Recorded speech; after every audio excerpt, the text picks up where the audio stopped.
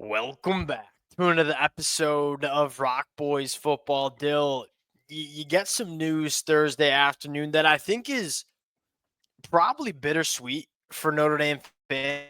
Steve Angeli hits the transfer portal, and I think bitter because Steve Angeli to me was one of the more liked players on this Notre Dame team. And look, rightfully so, kind of stuck it out on this Notre Dame team, kind of playing his role as a backup quarterback and came in at times for Notre Dame and had some big moments. And I think the sweet part of it, and I think I speak for a lot of Notre Dame fans, is that this might be the official start of the CJ Carr era in South Bend, Indiana. And that should excite a lot of Notre Dame fans.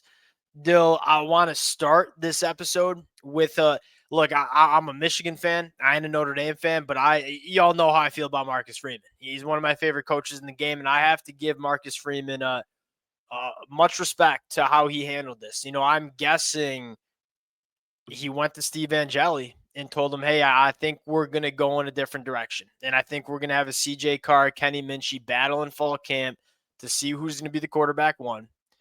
He could have very easily told him it was going to be a 3-horse race going into fall camp. And Steve Angeli, who's kind of running up on his eligibility, might have been kind of stuck being another backup quarterback for a year. There's not a lot. Brian Kelly certainly would have done this still. If Brian Kelly was coaching this team, Steve Angeli would be the quarterback 3 for Notre Dame. So I give Marcus Freeman a lot of credit. And that, like, you talk about Notre Dame and how and I know I'm kind of rambling here, but you talk about Notre Dame and how attractive they've become as a program. Like, if you're not a Notre Dame fan, chances are you don't like Notre Dame. It's not the case anymore. Like, this is a very likable program by Marcus Freeman. It is these type of things that have made kind of changed the perception a little bit of this Notre Dame program. So I give Marcus Freeman a lot of credit. Want to talk about what this means for this Notre Dame offense, which I think it means big time things.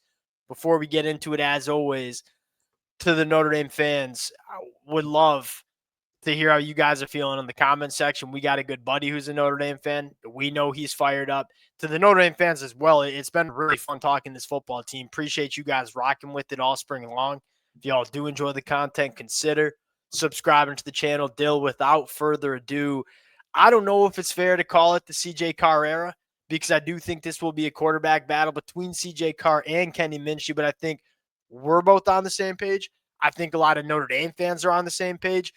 It does seem like CJ Carr is in the driver's seat to become this quarterback 1 heading into 2025. Yeah, and I don't know that this battle's over. I probably put back on like saying this is the official start because I agree with you. I get the sense CJ Carr is probably the guy. I look at how much he can open this passing attack up and how much more talented I think these wide receivers are than we've probably seen in a long time at Notre Dame.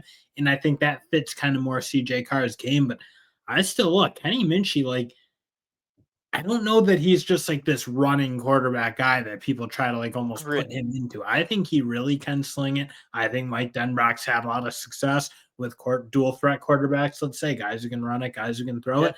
So I do certainly agree. Like, you saw those moments from CJ Carr that, like, okay, his arm is on a different level. It probably does give them more abilities to stretch the field a little bit in the passing game. But I certainly don't think this battle's over.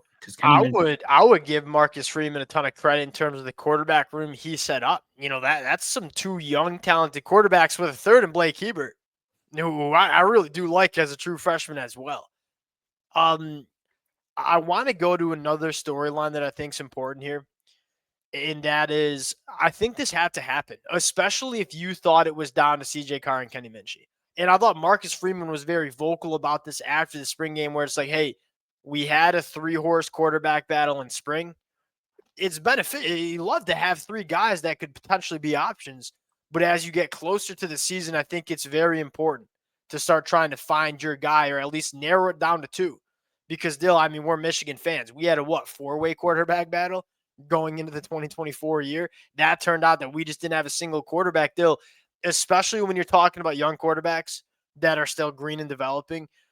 Narrowing it down to 2 and kind of pouring all your time, effort, reps, and practice to allowing CJ Carr and Kenny Minchey to become the best quarterbacks they can be. that's another massive storyline too, because And split also getting them going with like a new wide receiver core to a large extent. Like I you have agree. a lot of Yeah, new faces fair. in this. You have some young guys like Cam Williams and Micah Gilbert, Elijah Burris. Like you have some young guys. You obviously have your two guys back, mainly in Greathouse and obviously Faison.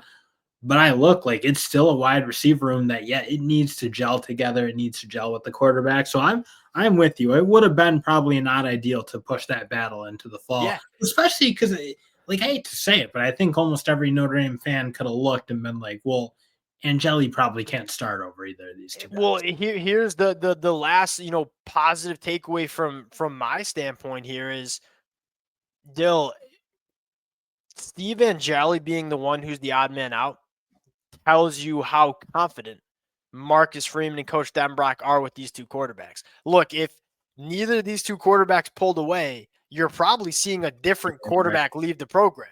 But because of Steve Angeli, that the I don't know if I'd use the term blue chip guy, but the steady Eddie guy that we probably had the most confidence in going into spring, because it's him, that tells me that I think Marcus Freeman's confident in both CJ Carr and Kenny Minchey running this Notre Dame offense in 2025. Because if that wasn't the case, you wouldn't see Steve Angeli leaving the spring transfer portal window. And I think the final conversation here, Dill, is it's national championship or bust under Marcus Freeman. Like that's where this program is. And now Notre Dame's always been a very good football team, right? Have we ever used the term national championship or bust around Notre Dame in a while? No, I don't think so. I think it was like, hey, we 10, 11 wins. Can it be a national? Would it be disappointed if it wasn't a national championship? Most years, maybe not. Like now, it kind of seems like this program's at a spot where it's kind of the expectation. And I think a lot of Notre Dame fans would probably agree with this, that if you were talking about scenarios where Notre Dame wins a national championship in 2025, I don't know if Steve Angeli was included in that conversation because, look, you're probably going to win 10, 11 games and be a very solid team, probably make the college football playoffs. But was Steve Angeli ever going to be the quarterback that could elevate this offense to a national championship? And I Probably think not. that's a good point because, frankly, you look like Georgia was kind of in that place for it felt like a little while until really Stetson Bennett kind of had better years than I think almost anyone would have thought, where he started to play at a pretty high level. You look at Michigan, they were kind of in that holding pattern for a little Yeah, while. I And think Michigan's a step that forward. And Penn State's probably there right now. So you look, there are some teams in Notre Dame, like yeah. they built that defense up to being a really, really good unit of defense that can certainly go in a national championship. But you're right. At some point, you need your quarterback to be able to make plays for you. In last year or the last couple of years, like Sam Hartman just wasn't a playmaker in big moments. Riley Leonard could do it a little bit with his legs, but he just, in terms of like his ceiling, he was putting on that Yeah. offense with his inability to push the ball down the field. That was obviously holding him back. So you certainly are at some point going to need high level quarterback play, at least in spurts, to be Still, able to. the Michigan comp, I see it a lot. Like it's almost it's eerily similar where we're Michigan fans. So Michigan in that 2022 year was first year for J.J. McCarthy as the full-time starter, made the college football playoffs and fell short. But we always said that 2023 team could be elite. And I'm not saying Notre Dame is going to fall short from winning a national championship in 2025. Like that's not what I'm getting at. But I'm getting at the fact that you go with CJ Carr potentially. It's going to be a second year as a second year in college.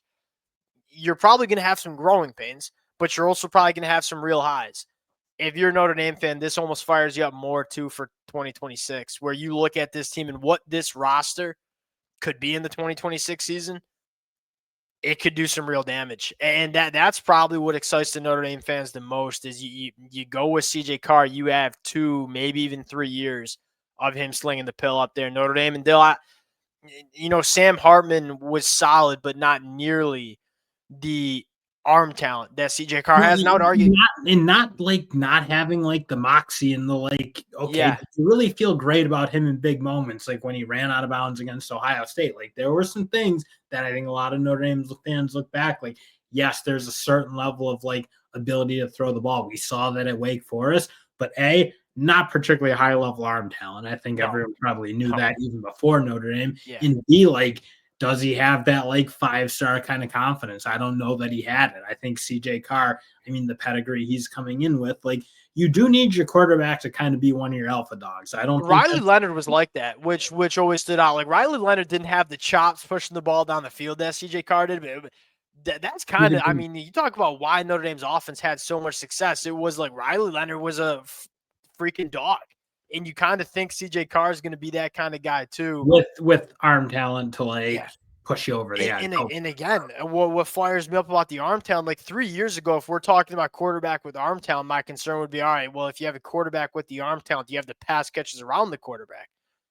Me and Notre Dame fans would go to war in the comment section because I was never really a believer in the pass catcher room. Well, guess what? Like going into 2025, I am a firm believer that you have the pieces around CJ Carr. You have, now I'm kind of getting excited here. You have everything that you want around this young quarterback. You have done it perfectly. There are so many programs across the country that they'll sign a really good quarterback, get fired up to use that quarterback over the next couple of years, and just don't put the pieces around him. Like Dale, you look at an offensive line that we think is going to take a step in the right direction. It was a good unit last year and get better going into 2025. The run game is going to be one of, if not the best in the country. And you have elite pass catchers around him with an elite offensive coordinator, Mike Denbrock, to go along with it. All the boxes are checked for CJ Carr to absolutely rip, or Kenny Minchey, but CJ Carr to rip it up in 2025. That should fire a lot of Notre Dame fans up. And again, it's bittersweet because you love Steve Angeli. And Dale, if Notre Dame goes on and wins a national championship, you want to mail Steve Angeli a ring. But man, it's sweet because I think you got a lot of confidence in these two young quarterbacks going into 2025. Appreciate you guys rocking with it. Wanted to hop on because, Dill, I do think this news is very rarely do we talk about transfer portal departures and like anything, but I think this is a good sign for Notre Dame. And best of luck to Steve Angeli too. Appreciate you guys rocking with it. If y'all do enjoy the content, consider subscribing to the channel and we'll talk to y'all later.